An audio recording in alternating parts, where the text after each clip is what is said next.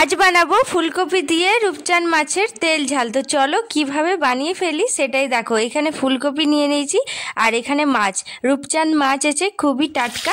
তো চলো এটা লবণ হলুদ দিয়ে ভালোভাবে কড়া করে ভেজে নেওয়া যাক। ভেজে নিয়েছি, এবার এটা তুলে নেব। তারপরে এই যে কটা ফুলকপি সেটাও ভেজে নেব, ফুলকপিটাও লাল করে ভেজে নেব। তারপর আমি এখানে ফোড়নে দিচ্ছি তেজপাতা আর সর্ষে জিরে। তো সেটা দিয়ে ভালোভাবে ওটা রং আসার পর এখানে দিচ্ছি পেঁয়াজটা আমি একটু বাড়া দিচ্ছি, আর দিচ্ছি টমেটোটা এই টাইমে দিচ্ছি কারণ তেলে ভালোভাবে এটা ভাজা হয়ে যাবে।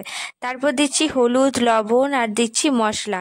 এবার মশলার মধ্যে আছে আদা রসুন বাটা, জিরে লঙ্কা আর গোলমরিচ সমস্ত বাটা, সেটা দিয়ে ভালোভাবে কষানোর পর মাছ ফুলকপি দিয়ে দেবো।